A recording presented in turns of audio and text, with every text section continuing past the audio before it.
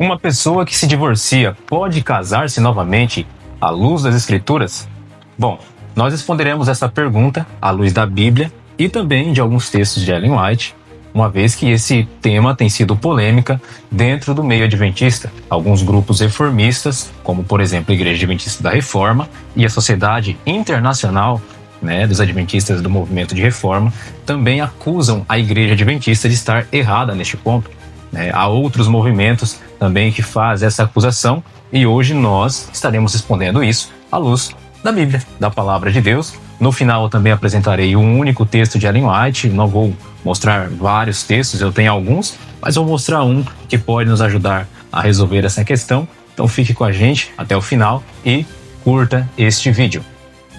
Bem, e para responder essa pergunta, nós vamos recorrer à Palavra de Deus. Eu vou estar lendo aqui para vocês Mateus, capítulo 19, e o versículo de número 9 que diz: Eu, porém, vos digo, quem repudiar sua mulher, não sendo por causa de relações sexuais ilícitas, e casar-se com outra, comete adultério.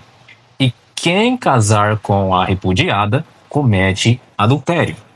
Bem, o texto são palavras de Jesus falando a respeito do divórcio do casamento. É uma discussão iniciada pelos fariseus com Jesus a respeito do divórcio no casamento.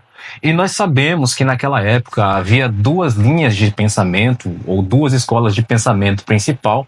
Uma escola que considerava que permitia o divórcio por um único motivo, que era o adultério, e uma outra que não permitia em motivo ou por motivo nenhum.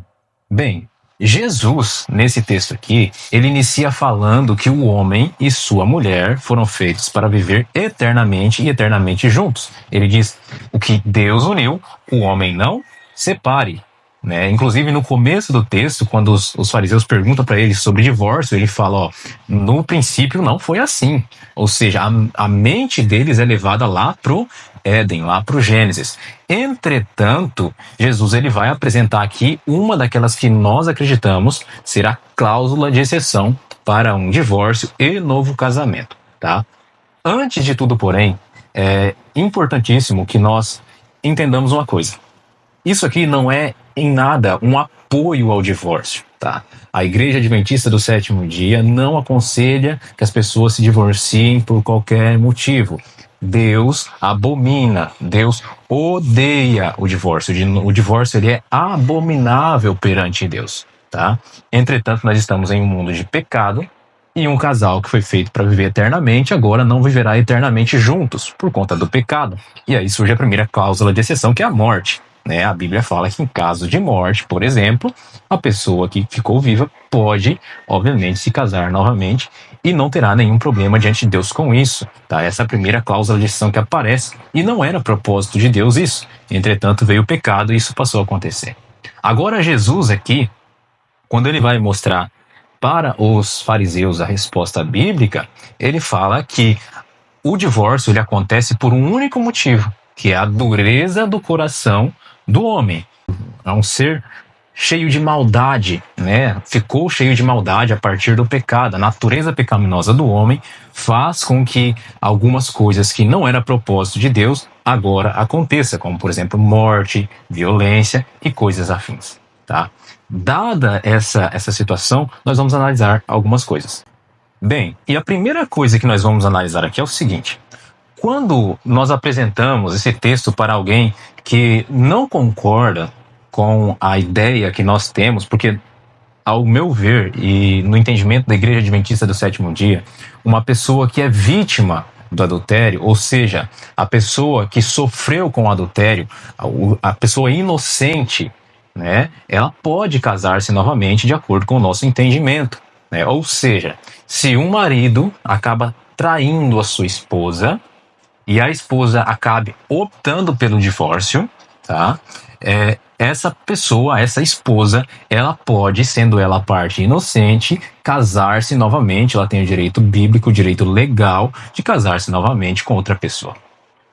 Agora, alguns vão objetar que não é isso que o texto está dizendo, Por quê? Eles vão se valer da palavra fornicação, que aparece em algumas traduções bíblicas.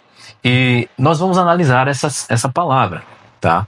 Eles vão dizer que a palavra que aparece aqui para relação sexual ilícita, na verdade, é fornicação, né? E fornicação é uma palavra do latim, a origem dela está relacionada a construir uma estrutura em arco, tá? Ela se tornou uma expressão popular para se comunicar uma relação sexual ilícita, tá? Só que alguns vão dizer que fornicação é o pecado do solteiro, é aquilo que o solteiro faz antes do casamento, é uma relação sexual antes do casamento.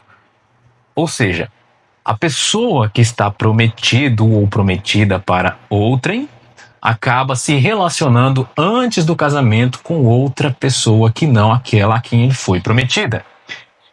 E isso, segundo essas pessoas, é considerado fornicação e seria precisamente este o caso aqui em Mateus 19:9. Agora, a palavra fornicação em si, né, ela não tem esse significado. A palavra fornicação, ela vem do latim e ela quer dizer, no sentido religioso, ela quer dizer relação sexual com qualquer pessoa que não seja o seu cônjuge. Se você fizer uma breve pesquisa no Google, em qualquer dicionário, você vai encontrar isso. Ou seja, é qualquer relação sexual ilícita, tá? Fora que a palavra fornicação, ela não aparece no texto original, no texto grego, né, nos manuscritos originais, uma vez que o Novo Testamento ele foi escrito em grego. E a palavra fornicação é uma palavra de origem latina, embora ela signifique ato sexual com qualquer pessoa que não seja seu cônjuge, ela não está no texto original. E daí nós temos que analisar duas palavras que aparecem no texto, que é a argumentação de algumas pessoas, tá bom? E a primeira palavra que aparece no texto é porneia, porneia. E a segunda é a palavra moikeia, tá? O que as pessoas vão argumentar em torno disso? Vamos lá. Uma vez que essas pessoas elas não acreditem que haja uma cláusula de exceção para a parte inocente casar-se com outra pessoa após o divórcio, eles vão argumentar de que a palavra contida ali no texto em grego, no manuscrito grego do livro de Mateus, é a palavra porneia. E estão corretos, a palavra ali é porneia. Só que eles querem afirmar com isso que porneia é o pecado do solteiro. É o pecado que só pode ser cometido por alguém solteiro e nunca por alguém casado. Agora, a palavra porneia, se você fizer uma pesquisa, eu vou deixar aí na tela para você, no grego, ela significa relação sexual ilícita com qualquer pessoa que não seja o seu cônjuge. Ao passo que moikeia, e aí nós vamos para a segunda palavra, porque a argumentação deles é a seguinte. Por que Jesus, quando vai falar no texto, ele não usa só moikeia? Porque moikeia é a palavra bíblica para adultério. Na maioria esmagadora das vezes em que nós vamos ler o texto bíblico, a palavra adultério é moikeia e não porneia. Agora, quando Jesus fala da cláusula de exceção, ele usa a palavra porneia, que significa relação sexual ilícita. Ele não usa a palavra moikeia, que seria a palavra comum, a palavra usual do Novo Testamento para adultério. E aí nós temos uma resposta para isso, que é uma resposta bíblica. Tá? Se você for olhar em toda a Bíblia, quando se utiliza a palavra moikeia, que é a palavra para o adultério em si, ela está se referindo ao adultério heterossexual. O que eu quero dizer com isso? A palavra moikeia refere-se ao ato de um homem casado relacionar-se com uma mulher que não seja sua mulher, ou de uma mulher que é casada relacionar-se com um homem que não o seu marido. Ela nunca é utilizada, por exemplo, nos casos onde um homem casado com uma mulher se relaciona com outro homem ou com um animal. A palavra que se refere a esses outros atos que não seja entre um homem e uma mulher fora do casamento é a palavra porneia. E por que Jesus usa a palavra porneia e não moikeia? Porque se Jesus falasse moikeia na primeira parte do texto, veja o problema que ele criaria. Você já entendeu que porneia é qualquer relação sexual ilícita e que moikeia é apenas a relação sexual ilícita entre um homem e uma mulher, ou entre uma mulher e um homem, e nunca entre um homem e o outro homem, e uma mulher e outra mulher. Ok? Você já entendeu isso. Veja, por exemplo, a situação de alguém que adultera e que acaba traindo o seu cônjuge com uma pessoa do mesmo sexo. Vamos supor um homem. Um homem, ele adultera, ele vai lá e comete o adultério, né? Ele tem a sua esposa, comete adultério com outro homem, por exemplo. E daí a esposa vai falar: bom, eu quero me separar de você porque você adulterou. Ele vai dizer: não, veja bem, o que eu fiz não foi moiqueia. Não foi moiqueia, supondo que Jesus usou moiqueia lá no texto todo. Não foi moiqueia, ou seja, não foi o adultério heterossexual. O que eu fiz foi porneia. E porneia não está lá no texto. Segundo, né, alguns tentam argumentar aí. Então, você não pode separar-se de mim por conta disso.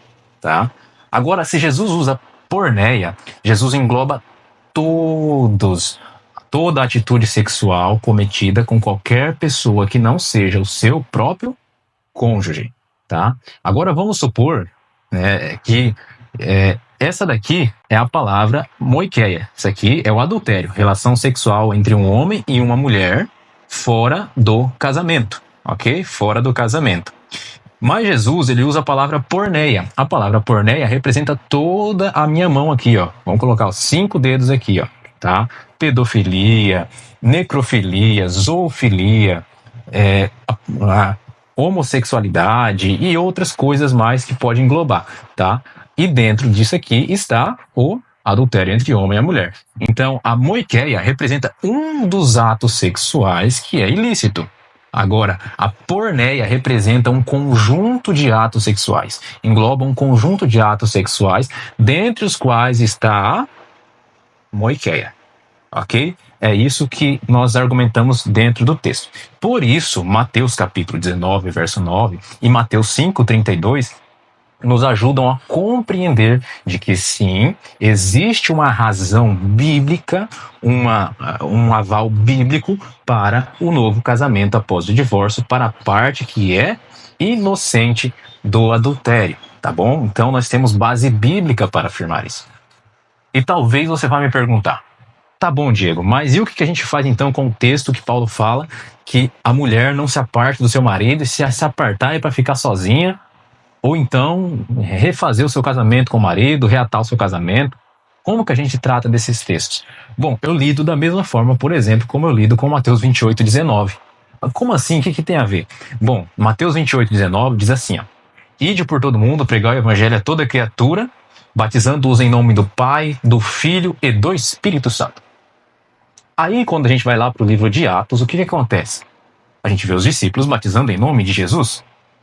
E como que a gente lida com aquilo ali? Os textos estão se contradizendo? Não, nós temos uma explicação para isso. Agora não é a hora cabível de fazer essa explicação. Nós entendemos que uma coisa é a ordem aqui, outra coisa é a autoridade com a qual eles estavam fazendo, e por isso em nome de Jesus, e o texto não contradiz o outro. O livro de Marcos também, por exemplo, fala de um único cego. Se eu não me engano, o cego Bartimeu. O livro de Mateus fala de 2 cegos no mesmo texto em que Marcos fala que só havia um. Então, os textos estão se contradizendo? Não. Acontece que o escritor está tratando de uma perspectiva diferente do outro. Um está tratando no geral e o outro está tratando de um caso específico. O mesmo acontece aqui. Jesus está tratando de casos específicos, onde há adultério, enquanto que Paulo está tratando de casos no geral. No geral, não é para se separar. Agora, casos específicos, adultério, pode. Ok? Morreu, um dos cônjuges morreu, pode também. Tá? Então, é assim que nós explicamos esse texto à luz das Escrituras. Ok?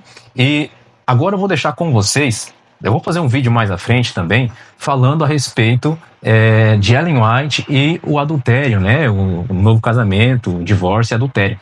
Inclusive tem um livro muito bom dela, que é Conduta Sexual, né? Divórcio e adultério, que ela vai falar muito a respeito disso, uma compilação de vários escritos, mas eu vou deixar um texto aqui para vocês e alguns mais aqui na descrição, caso interesse para vocês, tá bom?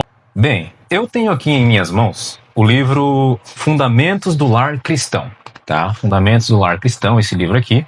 As citações que eu vou colocar aqui, eu vou colocar a fonte bem aqui embaixo para vocês, tá? E eu gostaria de ler apenas um único texto e assim concluir aqui. Por que eu estou citando Ellen White? Porque Ellen White é considerada pela Igreja Adventista do Sétimo Dia, pelo Movimento Adventista da Reforma, pela Sociedade Missionária Internacional dos Adventistas do Sétimo Dia, pelo Movimento do Advento, Arautos do Vigiar e entre outros, como uma profetisa do Senhor. E por isso eu vou apresentar esse texto aqui para vocês. Bem, o texto diz o seguinte, diz assim, ó. Uma mulher pode estar legalmente divorciada do seu marido pelas leis do país, mas não divorciada aos olhos de Deus. Então veja que Ellen White começa a tratar isso aqui de acordo com a visão divina, de acordo com o propósito de Deus. Por que eu estou falando isso? Porque alguns vão dizer que esta é a opinião da irmã White. Eu vou deixar depois um texto sobre o que ela fala sobre essas pessoas que dizem que é opinião dela. Vou deixar aqui na descrição. Se as opiniões preconcebidas ou as ideias particulares de alguns são contrariadas ao serem reprovadas pelos testemunhos, eles têm imediatamente a preocupação de esclarecer sua posição para discriminar entre os testemunhos, definindo o que é o critério humano da irmã White e o que é a palavra do Senhor. Tudo que apoia suas ideias acariciadas é divino, e os testemunhos para corrigir seus erros são humanos. As opiniões da irmã White. Eles invalidam o conselho de Deus por sua tradição. Manuscrito 16, 1889. Mas ela está falando aos olhos de Deus, tá? Então, essa não é uma opinião da irmã White. Deus ou está ensinando a sua igreja, reprovando-lhe os erros e fortalecendo-lhe a fé, ou não está. Esta obra ou é de Deus ou não é. Deus não faz coisa alguma de parceria com Satanás. Minha obra traz o selo de Deus ou o do inimigo. Não há meio termo neste caso. Os testemunhos procedem do Espírito de Deus ou do diabo. Testemunhos Seletos, volume 2, página 286, 1889. Ela diz assim, só há um pecado, o adultério, que pode pôr o esposo e a esposa em posição de se sentirem livres do voto matrimonial diante de Deus. Essa não é a opinião da irmã White. Tendes discorrido sobre as questões da maneira como as encarais, a saber, que as comunicações da irmã White não são todas do Senhor, mas uma parte é seu próprio pensamento, seu próprio critério, o qual não é melhor do que o critério e as ideias de qualquer outra pessoa. Este é um dos ganchos de Satanás para pendurar vossas dúvidas, a fim de enganar vossa alma e as almas de outros que ousarem traçar uma linha divisória nesta questão e dizer: esta parte que me apraz é de Deus, mas aquela parte que indica e condena meu procedimento é exclusivamente da irmã White, e não traz o cunho sagrado. Desse modo, rejeitastes virtualmente a totalidade das mensagens que Deus, em seu terno e compassivo amor, vos enviou para livrar-vos da ruína moral.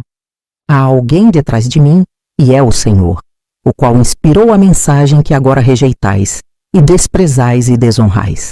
Tentando a Deus, enervastes a vós mesmos, e o resultado tem sido confusão e cegueira mental. Carta 16, 1888. Ela está falando que é diante de Deus e já já essas dúvidas serão sanadas. Embora as leis do país possam permitir o divórcio à luz da Bíblia, continuam como marido e esposa, segundo as leis de Deus. Veja, mas alguns falam, não, mas aqui ela está falando, ela não tinha luz ainda. Ela acha que é Deus falando, mas ela não tinha luz nessa época e tudo mais. Pois então, ela continua e ela diz assim, ó, vi que a irmã, por enquanto, não tem o direito de casar-se com outro homem. Mas se ela ou qualquer outra mulher obtiver legalmente um divórcio por causa de adultério por parte do marido, então estará livre para casar-se com quem quiser. E aí que tá. Algumas pessoas vão dizer que esta é apenas a opinião da irmã White. Nessas cartas que escrevi, nos testemunhos de que sou portadora, apresento-vos aquilo que o Senhor me tem apresentado a mim. Não escrevo nenhum artigo expressando meramente minhas próprias ideias. Eles são o que Deus me expôs em visão, os preciosos raios de luz que brilham do trono. Mensagens Escolhidas, volume 1, página 27. Porém, se você for olhar, por exemplo, o livro Primeiros Escritos e outros livros, até o próprio Grande Conflito, Ellen White ela usa uma frase com frequência: vi tal coisa, vi aquilo, vi que isso aconteceria. Isso se refere a visões que ela teve. Ela não está falando eu acho, eu acredito, eu entendo. Ela está dizendo: vi que a irmã, por enquanto, não tem o direito legal de se casar. Mas se ela ou qualquer outra mulher obtiver legalmente um divórcio por causa de adultério por parte do marido, então estará livre para casar-se com quem quiser. Veja que simples. Ellen White, ela resume aqui. Tá? Por enquanto, você não tem o direito. Por quê? Porque naquele momento, é aquilo que Paulo fala, ela não tem direito ainda porque não havia um adultério. Não havia um adultério. Então, se não há adultério, não há motivo legal diante de Deus para o divórcio. Ok? E nem para o novo casamento. Agora, ela diz que se ela ou qualquer outra mulher, então essa não é uma mensagem de aplicação especial para aquela pessoa, porque alguns vão argumentar, não, porque Ellen White fala que algumas descrições, né, algumas cartas dela, algumas orientações, são aplicações para aquelas pessoas. Mas Ellen White coloca aqui, ó, qualquer outra mulher. Isso se aplica, é uma de aplicação universal. Ellen White tem uma visão, porque ela fala vi que, então isso é orientação de Deus, assim como ela deixa bem claro desde o começo, e ela deixa claro também que é de aplicação universal. Vi que ela ou qualquer outra mulher, aplicação universal. Significa que isso daqui não é algo de aplicação específica, que era uma orientação específica ou coisa nesse sentido, ou algo que Ellen White quisesse esconder. Ok? Então, isso aqui é muito claro, ela falando que uma pessoa pode sim, em caso de adultério, sendo ela vítima do adultério, casar-se novamente e ela estará em perfeita harmonia com a palavra de Deus. Ok? Eu vou deixar aqui embaixo alguns textos a respeito desse assunto também. Espero que você tenha gostado desse conteúdo, você que ficou até o final. Compartilhe com aquele amigo que precisa saber também dessa verdade, entender a posição. Eu farei mais vídeos a respeito desse assunto e gostaria das suas objeções aqui embaixo também, se você não concorda, das suas sugestões de vídeos aqui embaixo, tá? Tem vários temas que eu gostaria de tratar aqui no nosso canal. Apocalipse 18, né? O quarto anjo, chuva serôdia, o alto clamor, período de tardança, muitos outros temas que seriam interessantes a gente trabalhar aqui. Se você quiser deixar a sua contribuição nos comentários, eu ficaria muito grato, né? E compartilhe esse vídeo também, porque vai me ajudar bastante e vai propagar a palavra de Deus, tá bom? Deus abençoe você, até o próximo vídeo e fique na paz.